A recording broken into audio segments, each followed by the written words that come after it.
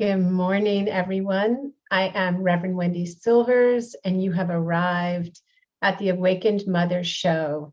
These are uncensored, unfiltered dialogues with leading edge spiritual teachers, professionals, moms and dads, boots on the ground in the daily work of parenting and living on purpose. And so I want to also give this disclaimer. We do not share medical advice, though you might hear information that is important and relevant to yours and your family's health.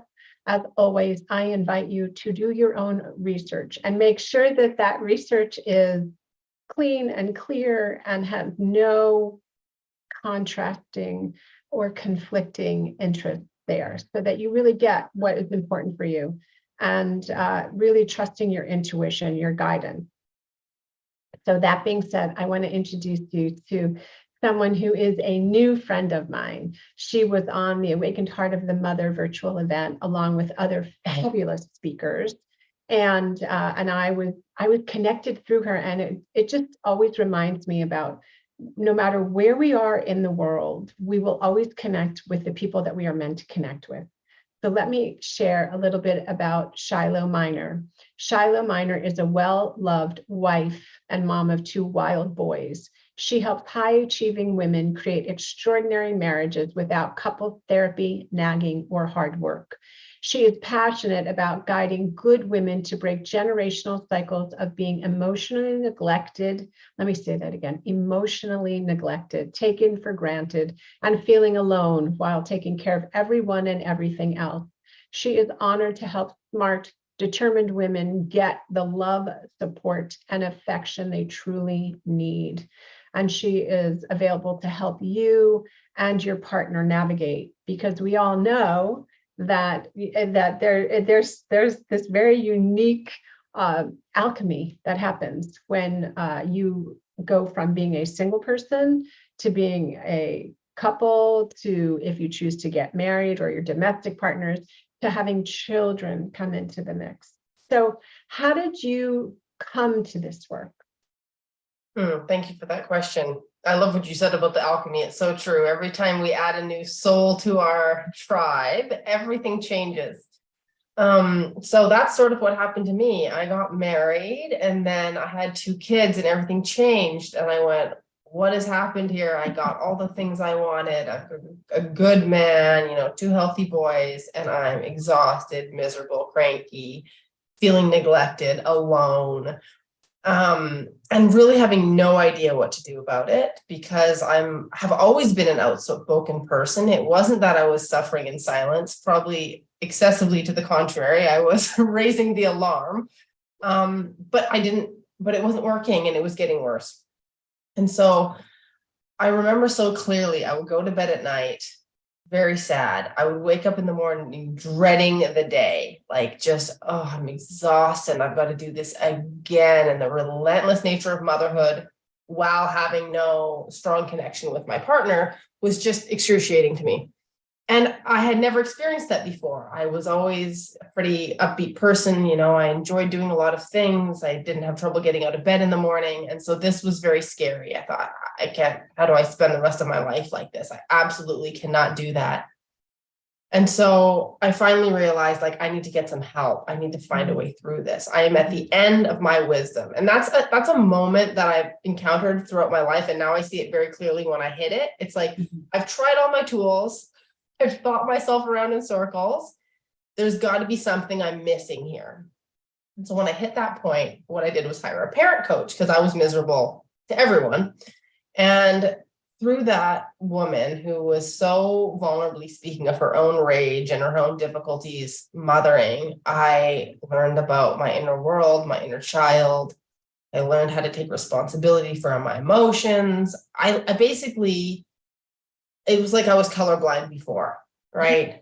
I could only see this external world. I could only see my projections. I did not have that internal awareness of my own relationship with myself. And when that happened, my eyes were open to also what I was creating in my marriage. And I went, oh, like I see now my role here. Whereas up till that point, I just felt victimized. Like I'm not getting what I want. I can't make this person give me what I need. And I'm stuck here with these small kids, that trapped feeling, which is so activating, makes you panic, right?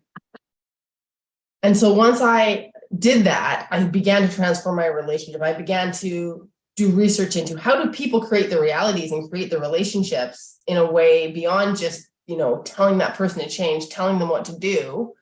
And I began to transform my relationship. And when that happened, I realized that this must be a very common experience because I was, I'm a normal woman. I don't have any strange extenuating factors in my life. I had a good man. Our lives were comfortable. And yet, I was absolutely miserable.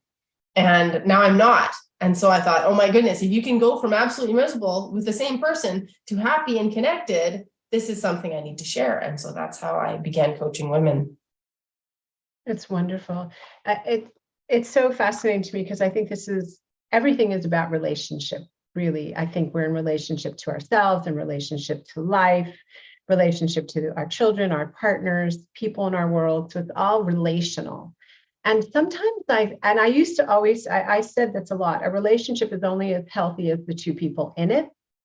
And that goes for any relationship, though a lot of times I was referring to a romantic relationship, but also platonic, and also workplaces, right? There can be so much dysfunction.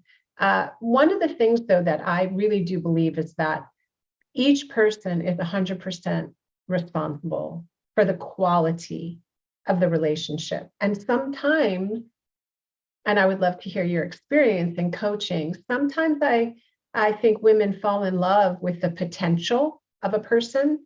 They're very attracted to them, and there's a lot of chemistry, and there's a lot of potential of who this person can be.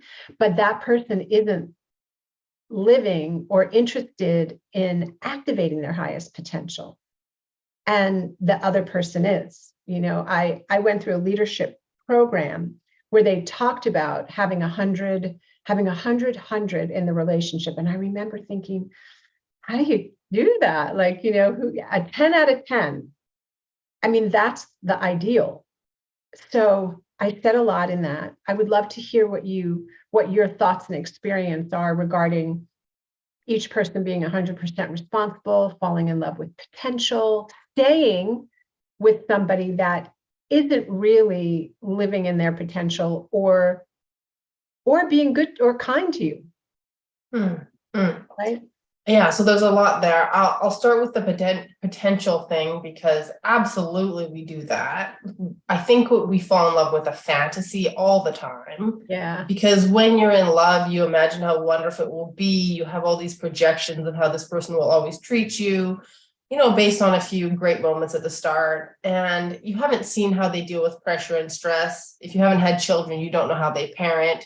You don't know how they live when now they have the pressure to take care of all these people. Like the things in life change us too.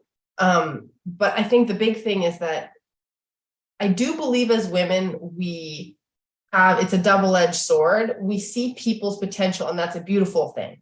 Like I see your soul, I see how much you love, or I see how much you care. I see how wonderful you can be. I see past your behaviors in a sense, right? Mm-hmm. I see where that's really coming from, and I have compassion for you, right?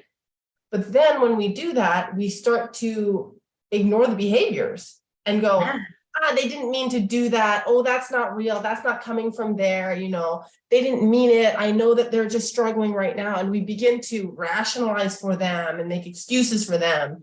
And it's really tricky because there's a fine line between love and compassion, which can do that, and a kind of delusional hanging on to a fantasy that does that. Yeah. You're not just seeing this person for who they are. Yeah.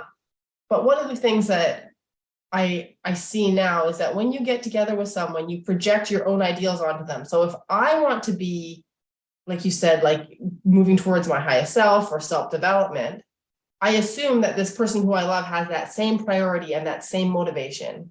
And they often don't. Like, two people are rarely exactly the same priority in terms of growth. So they might want to maximize their fitness, or they might want to maximize their career. They might have a growth and motivation orientation. It's just not about maybe their inner world or their inner child or their shadow work, right? But it's not that they're apathetic.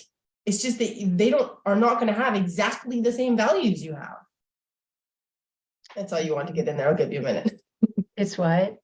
I'll let you interject there. Yeah. One of the things I think is really important, and when I've had the opportunity, like I love marrying people. I love officiating at different sacred life ceremonies. And one of the things that I do when I work with a couple who comes to me, months before, is we meet together and I do the counseling work, because it's really important, I believe, to have a vision, to have a shared vision, to know what each other's visions are, and then to see where there's a difference of a vision, and to see what the commitment is, to see what is the commitment. Is the commitment to honoring the highest in the other person? Is there a commitment to really looking within to see, well, yeah, I keep doing this, I keep saying this, or I keep acting like this, and very honestly, people don't know what it's like. And when you fall in love and you have that honeymoon, and then where all the projections, and then you merge with this person, and then that honeymoon period is over, and you're left looking at the person going, they do what? Oh my gosh, how did I not see that? How did I not get that? And then you add one child or two children into the mix, and then it's it is a different relationship. And one of my teachers is a wordsmith, and they talked about having, and I've read this in spiritual books, about having a divine divorce. So really, as we grow and evolve, we die to our old selves. So if you're in a marriage that's really conscious, and that can be defined by each person, there needs to be, I think, that dying to your older self, or your older vision of what you are and what you wanted in that marriage, so that you can have a new relationship, if you choose to have a long-term relationship. Yeah, I hear what you're saying. And I heard this quote recently. I don't know who it's from, but it's like, a long-term relationship is attending 1,000 deaths of who that person was, and then yourself too, like if you're conscious of your own transformations in death. And I love that you're highlighting this, because we talk a lot about growth and aspirational and becoming better, but things are shed all the time. Things are let go of all the time, intentionally, not intentionally, through illness, through injury. There's all these ways that you don't think about when you're really young, that life affects you. It happens to you. And absolutely, there has to be a reckoning, I think, because we get in that power struggle of you're not what I signed up for, and why don't you this? And, people will try to manipulate that person into either what they thought they were at the start, or what they think they can be. And what I see as the reckoning is when you go, this is the person in front of me. These are their priorities. These are their values. Do I want to choose them again? Right. Am I going to choose them? Or am I going to resent them for not quite conforming? Because then you end up in this slow death, which is just excruciating, right? It's not a conscious death. It's not a conscious choosing. And that's the victim mindset, right? I'm stuck with this person who bothers me. I'm stuck with this person who never meets my needs the way I want them to. When it's be accountable, choose them, and then you might grieve, right? Okay, I guess my partner, just being really vulnerable. And I hear lots of other women like this. A lot of extroverted social women are with introverted insular men. They don't want to go out much. They don't want to, hobnob with the people and network. And if you're like me, I love that. That fills me up. And so in my fantasy, we're all having fun, it's a thing. Right. And, so at the beginning of the relationship, I kind of was like, what? You don't want to do anything. What is that? And then I went, this person does not enjoy it the way I enjoy it. Why would I try to push him to do something he doesn't actually enjoy? What am I trying to do to him? That's not kind. That's not loving. Mhm. And if I love it so much, I should go do it alone if I want to. And it's not that that's so easy. I had to grieve the ideal or the fantasy or whatever I thought I wanted, right? But what's so interesting I've discovered is when you consciously grieve something, you get new things. You get gifted Right. new things. And Right. one of the things that I've learned is I really love doing things on my own because I can be that butterfly, floaty, talk to whoever, leave whenever I want. Whereas whenever you're with someone else, you have to negotiate all of that. It's Yeah. not quite as, even if they're super extroverted and love it, it's Yeah. not quite as free flowing. And so I guess I thought all that was really depressing when I was young. Like, oh, you've got to calm, grieve. Like, what is this signing up for? But now I see how marriage matures you so beautifully if you are willing to submit to that process, and you get gifts, you get growth, you get openness, you get new things if you can let go of what is not available there, like truly not available. Yeah, that's powerful. It's really powerful. I've heard, when I look back at my past and my relationships, I am so unbelievably grateful that I did not end up in a long-term relationship with the two of the people that I had semi-long-term one long-term relationship and one moderately long-term. I'm so grateful. Like that idea of your higher self knows, like there's a plan. And I just think that when we're really young, we come into our relationships and we come in based on what we saw in our families. So we come in either in resistance to what we saw or thinking what we saw was amazing. And then, so I joke that when a person goes on a first date with somebody, there's four people, unless there's a, extended family. It's like, it's you and the person, and then it's their parents, and maybe if they've divorced or they're not, Right. and then it's yours. And so those people are all with you. And so what have you found in your work? Because I think your work is amazing. And so do you find that some women, do some women resist what you teach, or do some women find that they're like, okay, I've come to the end of the road, I don't think this is right for me? Or what are some of your experiences with the women you coached? Because you work with high achieving women. So, those of us that are high achieving, that have high standards, that have high, drives, what have you found? Well, I found that there's actually a very clear line between really unhealthy relationships and regular problems. And I wish that other people had my experiences so that they could see that. Like women who are with, I don't want to label it because I'm not a psychiatrist, but like the narcissistic type behaviors, or a man who's emotionally abusive. Right. Those women cannot usually tolerate it. Like they can do a lot of inner work and they can become very mature. But what I consider the hallmark of an abusive man is that he sows drama, right? Like most men I've ever encountered or worked with is they're happy when there's peace, and they're kind of avoidant of drama, right? Like you have to bring stuff up, right? They're not going to like come at you and like really pull your strings and, upset you. But these abusive men will do that. They'll catch a woman off guard and yell at her, or she'll be doing something normal and he'll go into a real big criticism and a lecture, right? Or she'll be having a great day and he'll start talking about how jealous he is or how she's cheating on him, like they'll make up stuff to put you on edge. And this will be consistent over years. There'll be patterns of it.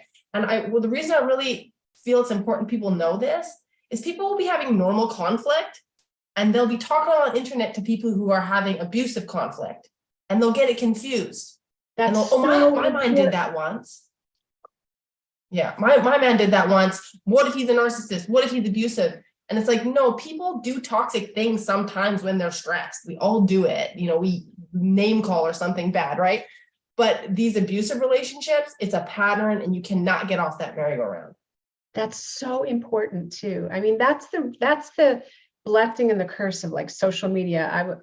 Is that there's this, first of all, you see these curated photos of this joyous, loving couple and family, and they're always, just golden and beautiful and dressed all, or doing these amazing things. And then, then there's like your life, and you're going, okay, so like I woke up and my hair's like this, and like, all that kind of stuff. And but conflict is part of a relationship, but there's a difference between toxic conflict and just the basic 2 people, 3 people, 4 people, however many in a home, navigating different ways of being. And that's so important because there's so much. I mean, narcissism or having a narcissistic partner has become so much of the zeitgeist that there's coaches that are dedicated to helping people unlock from narcissistic partners, and this person's a narcissist. Now, everyone, I think, to a degree, can have a touch of narcissism. And especially if they're, depending what a person does for a living, there's this, it's a, when does it go over the line between that? So thank you for speaking about that. That's why there's coaches like you to help people get back and be right-sized. I want to add to that, because to that is the gaslighting thing, right? Mm-hmm. Someone disagreeing with your perspective is not gaslighting, right? Because any 2 people have a different reality, like a different, complete reality. So you say, I was really upset because you did this and this, and they say, well, I didn't mean to, and you're overreacting. That's that's garden variety defensiveness. Like, that's normal. It's not great communication, but people will feel attacked when you say they hurt you and they didn't mean to hurt you. And if you have a decent partner, they never meant to hurt you, right? So your activation, your upsetness can often just trigger some defensiveness. And that's a very painful, difficult conversation that every man and woman has had. I was upset. Oh, you don't have a reason to be upset. And that's very hurtful. You feel invalidated, right? Mm-hmm. But gaslighting is when no matter what you say, you are made to be crazy. No matter what it is, it could be a mundane situation. It could be something you saw. It could be that that person lied to your face and they're going to double down on how it was the truth, even though they were caught in a lie. Like, people who gaslight make a career of making you feel insane. And the reason you know it's gaslighting is you don't trust your own mind anymore. Women in those relationships are so stressed and so confused that they do need a coach who just sits with them and mirrors back, these are the facts. This is what happened. It did happen, right? But if your partner is defensive and critical and undermines your feelings sometimes, that's really hurtful, but that's not gaslighting. Right. Oh, that's so, I love that we touched into those 2 topics, or maybe it was 3, conflict, narcissism, gaslighting, because I do think, and the thing is, there are people that are intentionally, or let's say their wounds, their unhealed wounds from childhood, unconsciously lead them to be a certain way, and they will deny it to the hilt. Oh, no, that's not me. But it's like, yeah, that's you. Like, and I imagine what you do, like myself, when I'm working with families, is there's a way of communicating. I remember when I went through very early on my training with nonviolent communication, and I attempted to bring it into my house, and it didn't go over so well, but I still use it. And I still think it's a really important way of communicating, where you don't begin the sentence with you, or always, or never. Like, those words are just, it's like, you start a fire, because then everybody gets defensive. It's so true. And I heard once, and this has really stuck with me, is that whenever you use a finite term like always or never, that's your inner child speaking. Yes. And the best part is when someone else does it, it's their inner child. So if you find your partner saying to you, you're always nagging, and you're like, what? I don't always nag. How can you say that? You're getting all pissed. It's like, he's activated, and that's not the truth. It's never true that it's always or never. So don't take it on. Don't swallow that whole, because whether it's your own thought that's saying always or never, don't swallow it whole, or someone else feeding that to you, just be like, oh, wait, somebody's really upset right now and they're not speaking the truth. Yeah, it's so fascinating. I mean, the whole idea of relationship is fascinating. And I heard once that, and I don't know that this is always true, so I'm interested to see what you feel, but I've heard that where you, like, if let's say you decide to get out of a relationship, that you will recreate the same relationship with the next person. But I don't know if you do a lot of inner work on yourself, like let's say you're in a relationship and you decide that someone comes to you and they, they've done everything that you recommend, and then they feel like, okay, I think I need to move on. I don't think they're going to attract the same person because they're not the same person that left it. What do you think about that? I agree with you. I think that quote about recreating the relationship is because most people don't do any work. So it's the advice it's the advice for the masses. Like, most people will get into a relationship and they'll judge the other person as the problem after some period of time. And so because they have no introspection and very little awareness how they created that, then all they're looking for is a new other. And they will find the same problem, or sometimes it's going to be a polar opposite other, right? Maybe not exactly the same, but a problem, because they don't know how they created it. They don't know how they attracted it. They don't know why they chose it. I mean, that's the part that people really miss who are not introspecting. Attracting something is not really a problem because you don't have to choose it, right? Like, it's not our fault who loves us. Toxic person could like you because you're a wonderful, vivacious person. It doesn't mean you're wounded. But if you choose them and you commit to them, then it reveals there's a part of you that is drawn to somebody who treats you poorly. Right. So yeah, I like what you said. What if they did all the work while they're in the relationship? I think if you get out of a relationship and then do a bunch of work on your own and then get in a relationship, you might still do the same thing because you haven't practiced it. It wasn't a game day, Right. It's like in sports. If you just practice against the wall with your tennis ball and you don't play other people, you're not going to be ready for other people. And I think all that solo work people do is not game day. It can help, but like, if you don't enact those things in a relationship, it's very difficult to change your patterns. I love it. And so you have found that through the work that people do with you, they get to change their patterns. Yes, exactly. And like, the reason I brought up the abusive thing is people who discover that when they're with me, I support them that this is probably not sustainable. Like, as much as I'm a huge advocate for marriage, and I also say, if you need to stay because this is your stable place and you got kids, no shame, right? But if you're like, no, my mental health is suffering, I've got to go. I'm like, okay, neither of those decisions are going to be easy. Co-parenting with someone like that is a nightmare. The whole thing is very, very hard. It's not like you get to just walk away, right? Like, it's hard. And so I honor whatever they choose. But for the people who have what I call ordinary problems, yeah, as soon as they get that aha to how I'm creating this, and when they stop, a big one is that what you make your partner's behavior mean. So when your husband doesn't pay attention to you, or he's on the phone all the time, or he's watching TV all the time, or he's working all the time, if you make that mean he doesn't like you, it's different than if something else is going on. Right? It's different in your heart. If you make that mean you're not attractive anymore, if you make that mean he's probably cheating on you, it's going to make you so upset and so crazy that the way you respond is going to make it worse. That's so true. So if I just go, okay, what if he's not coming near to you because he feels your energy, he feels you're mad at him, he feels you're disappointed, he's nervous about what conversation is going to come up, and so he's being a little bit avoidant. What if you had a few good interactions at home where you were just positive and didn't bring anything up, and then all of a sudden he starts coming around again? Like, that happens all the time with my clients because they attribute their husband's distance to something that's wrong with them or him not loving them anymore. Very rarely the case. Mm-hmm. It's so rich. It's so rich what you're saying. And there was something that you just said that I was thinking about, a question that came up.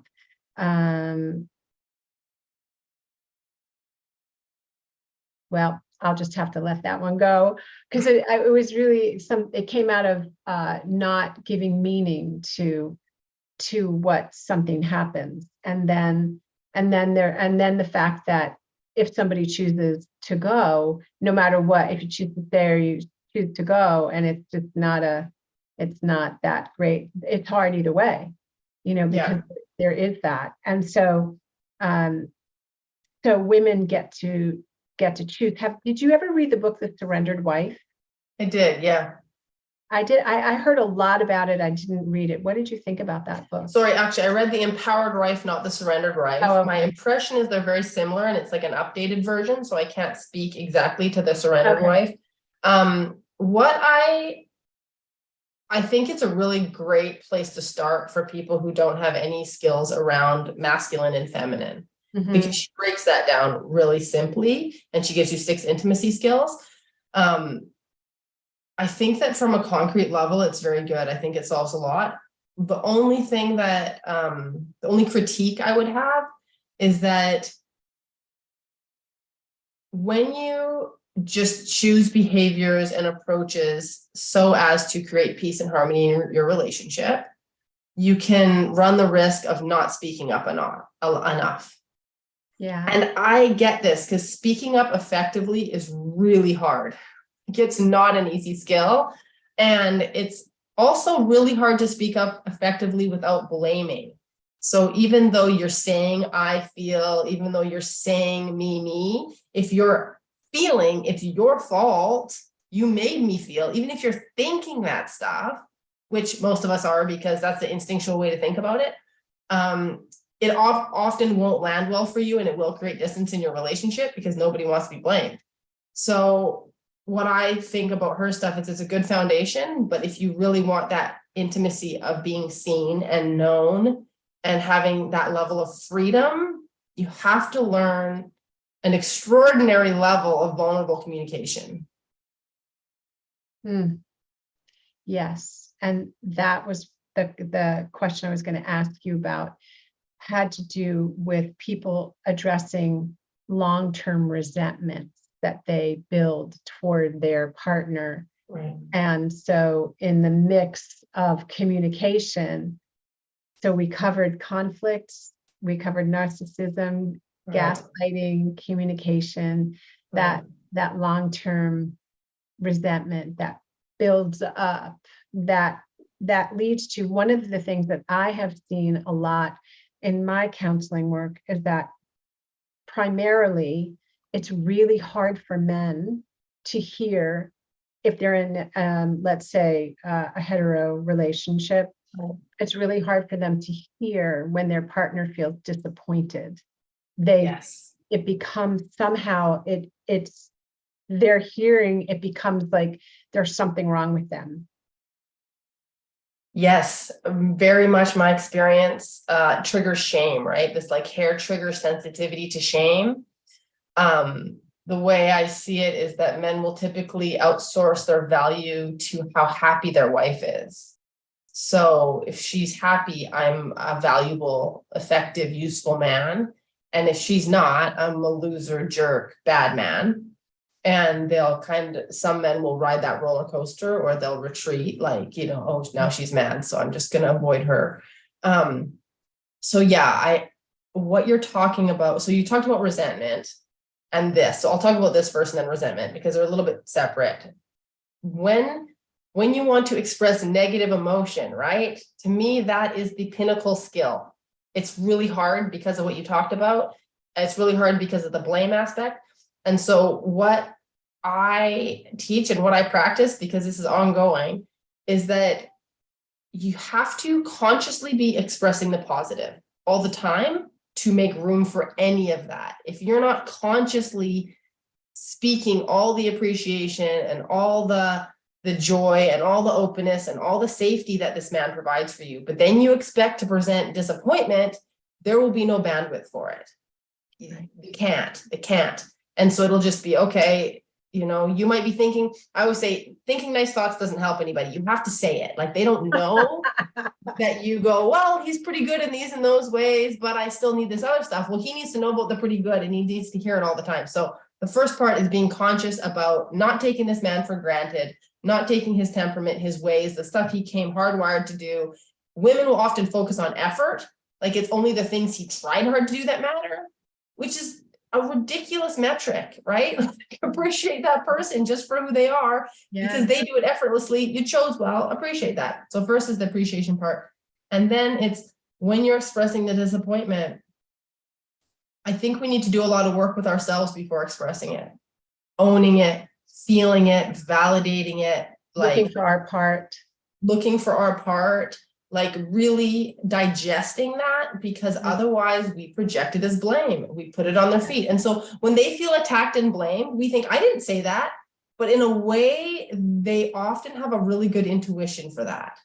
Yeah. Like, you know, I want to blame them sometimes for being too sensitive.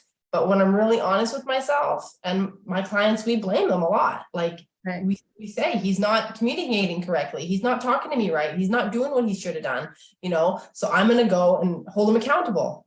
Holding a man accountable is not the same as vulnerably expressing your feelings. They're actually the opposite thing. You can't do them at the same time. So in terms of disappointment, I think you need to create a lot of deposits in the bank account first. And then you want to do it with a really clean energy. And what I mean by that is I am really talking about my own feelings. And I'm really just sharing them with you because I want you to know me. That's it. Beautiful. And yeah, if that man doesn't respond the way you want him to, it was still worth it because you're honoring your heart and you keep doing it to keep honoring your heart.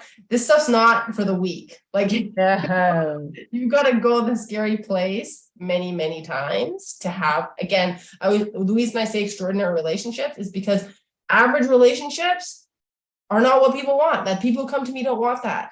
Well, if you want extraordinary, you have to take steps that are extraordinary that other people are not willing to take, right? They're like, well, I got my feelings hurt. I don't want to do it again, right? And then the other one was about resentment. And I think that I wrestle with this because partly I feel like you should be able to bring everything to the table and say, hey, I feel resentment and stuff. But what my experience has been is that men really are adverse to a problem that can't be solved.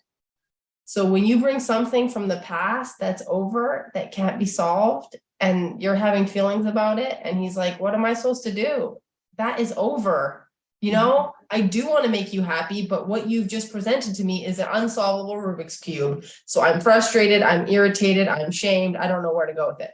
So what I recommend with the resentment part is that you do a lot of your own work around it because it's old news, like it's baggage now, and you concentrate on changing how you operate from now on so that no new resentment is built. Because the part where you take accountability is we build resentment when we abandon ourselves and when we give to get. So women will be really loving and really giving and really there for their men and then be like, he's not there for me when I need him.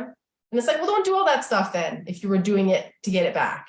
Just don't do it. And that's part of preventing the buildup of resentment. I love that. And I want to say a couple things about that. One is that I think that resentment emerges from unexpressed expectations. I also feel like there are people that get into relationship that aren't emotionally mature or able to give of themselves, right? They're withholders. Yeah. And so it does create a dynamic in a relationship that's really tricky because one person is giving and they may not even be giving to get. Right. They might just be very giving and spontaneous and all that. And then the other person, their go-to is to withdraw and shut down or, you know, whatever it is because of their unaddressed issues. Right. So it's, and I do, you know, resentment is like drinking a cup of, you know, pouring a cup of poison and drinking it, you know, thinking it's for the other person. It's like, you know, holding on to those, it's like resending that same thing over and over again. So I really love everything that you've shared. And I want people to know how to reach you. How can they reach you? So you can read all about my story and contact me at shilohminor.com. But you can also just reach out directly on Facebook, my personal profile, or on Instagram, where I'm Shiloh the Love Coach. And it's just a really personal thing to get coaching. And so what I always tell people is when choosing a mentor or a coach, you want somebody who has achieved what you want to achieve, and you want someone who resonates with your values.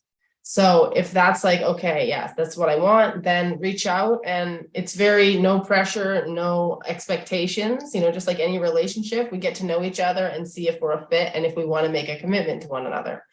But don't be shy, because the kind of relationship you can have with these skills is a different universe from the one you can have without them. So important. It's so important that you're doing this work, because so many people go through life and they have a low level dissatisfaction, or they have these false beliefs that they can't be happy in love, or they accept what doesn't work, or they keep doing the same thing over and over again and expecting different results because they're not working with somebody like you. They're not seeing that what's possible is possible. So I love how you said that, because it's true. We think we're being loving and accepting, but really we're abandoning our own desires as an effort to self-protect, when there's a lot more possible for you most of the time. I love that, Shiloh. Thank you so much. It's been such a great conversation. We could just spend hours talking about this. I know. I always love talking to you. I was like, we could just go on and on. So I know. I really appreciate this opportunity, and I hope some of you women who are listening have benefited as well. Oh, I think that they will. And I really love talking with you. And so thank you for being here today and sharing your wisdom and your experience and the hope that people can have a different way of relating with people they love, because, it's that you come together, and some people you're not meant to be with, but the people that you decide you want to have a commitment with, I say, do everything you can to see what's possible. So thank you for offering that what's possible. And joy is your birthright. I don't believe we, incarnate to suffer and to just like, grin and bear it, right?